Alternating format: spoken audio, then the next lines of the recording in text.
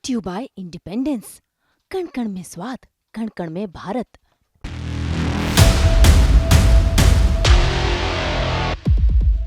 लोकसभा चुनाव के दौरान महाराष्ट्र की खूब चर्चा थी और सबसे ज्यादा चर्चा में रही थी बारामती लोकसभा सीट, जहां एनसीपी नेता और महाराष्ट्र के डेप्यूटी सीएम अजीत पवार ने अपनी बहन सुप्रिया सुले के खिलाफ पत्नी सुनेत्रा पवार को चुनावी मैदान में उतारा था। नतीजे आए तो अजीत पवार को झटका लगा और सुप्रिया सुले चुनाव जीत गई। अब पत्नी को बहन के खिलाफ लड़वाने वाले फैसले पर अजीत पवार का चौंकाने वाला बयान सामने आया है। अजीत पवार ने क्या कुछ कहा है और क्या था सुप्रिया सुनेत और सुनेत्रा के बीच में पूरी अनबन की कहानी, ये आपको इस वीडियो में बताएंगे। इस बयान में अजीत पवार ने कहा कि बहन सुप्रिया के लिए प्रेम नजर आ रहा है और उन्होंने कहा कि लोकसभा चुनाव में पत्नी को खड़ा करना उनकी सबसे बड़ी गलती थी। उन्होंने कहा कि राजनीति को घर के अंदर नहीं आने देना चाहिए। मैं अपनी सभी बहनों से प्यार करता हूं। मैंने अपनी बहन के खिलाफ सुनेत्रा को मैदान में उतारकर गलती की। ऐसा नहीं होना चाहिए था, लेकिन एनसीपी संसदीय बोर्ड ने यह फैसला किया था। लेकिन अब मुझे लगता है कि यह एक गलत फैसला था। मैं अपनी सभी बहनों से प्यार करता हूं। अजीत पवार का यह बयान सामने आया है बारामती लोकसभा सीट पर उनके पत्नी को उतारे जाने पर बहन के खिलाफ। अजीत पवार इन दिनों जन सम्मान यात्रा पर निकले हैं और ये यात्रा साल के आखिरी में होने वाले विधानसभा चुनाव को ध्यान में रखकर शुरू की गई है। और इसी यात्रा के बीच में मीडिया से हुई एक बातचीत में अजीत पवार ने इस फैसले को लेकर बात कही। उनका कहना था कि राजनीति की एंट्री घर के अंदर नहीं होनी चाहिए, क्योंकि ये दो अलग अलग चीजें हैं। हालांकि इस बारे में जब सुप्रिया सुले से सवाल हुआ तो उन्होंने सधा सा जवाब दिया। कुछ भी सीधे तौर पर और खुलकर बात करने को सामने नहीं आई। उन्होंने कहा कि फिलहाल उन्हें इस बारे में कोई जानकारी नहीं है।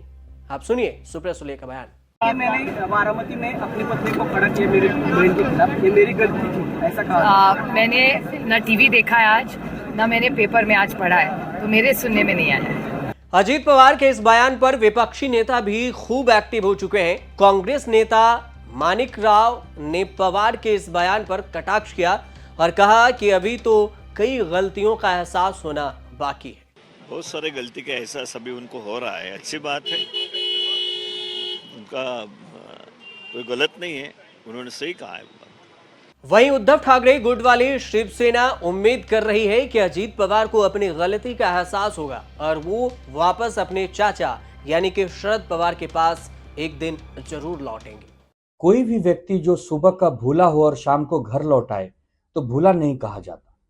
उसी प्रकार अजीत दादा पवार यह गलती मान रहे हैं कि हमने सुप्रिया सुले जी के सामने चुनाव नहीं लड़ना चाहिए था, घर में राजनीति को नहीं लाना चाहिए था, और अपनी गलती मान रहे हैं, भूल सुधार रहे हैं।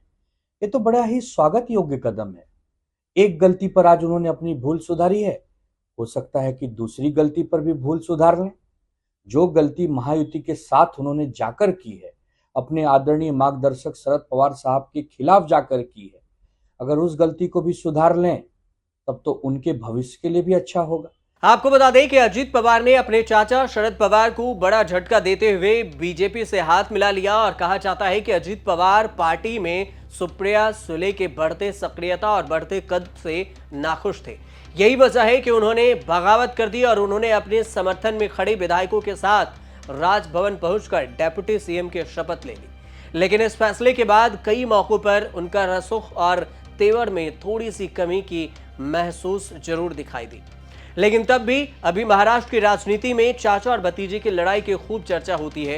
ये बगावत और नाखुशी लोकसभा चुनाव के भी दिखी, जब अजीत पवार और उनकी पत्नी सुनेत्रा ने सुप्रिया के खिलाफ चुनावी बिगुल फूंक दिया। लेकिन अब उनका ये कबूलनामा राजनीति में नए बदलाव की कहानी लिखता नजर आ रहा है।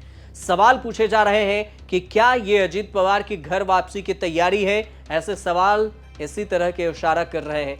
इसके लिए वो माहौल तैयार कर रहे हैं या फिर उन्हें वाकई अपनी गलती का एहसास हुआ है और वो अपने पारिवारिक संबंध नहीं बिगाड़ना चाहते, या फिर आने वाले चुनाव में इमोशनल कार्ड खेलकर जनता के बीच अपनी घुसपैठ बनाने की तैयारी में है अजित पवार। ये सवाल इसलिए भी उठते हैं क्योंकि कुछ ही समय बाद राज्य में विधानसभा चुनाव होने हैं और हर पार्टी इस चुनाव में जीत के लिए कोई कसर बाकी नहीं रखना चाहती। अब देखना दिलचस्प ये होगा कि अजित पवार के बयान का किस पार्टी को कितना असर होता है या राजनीतिक फायदे के लिए ये बयानबाजी हुई है। हालांकि जब विधानसभा चुनाव होंगे और फिर दोनों पार्टी के सीट आएंगे उसके बाद ये समीकरण निकाला जा सकता है कि बयान से इमोशनली कार्ड खेला गया या फिर वास्तव में फैमिली को एकजुट करने की ये बयान थी। हालांकि तब ये सब बात बाद में पता चलेगा। फिलहाल आप देखते रहिए न्यूज़ तक।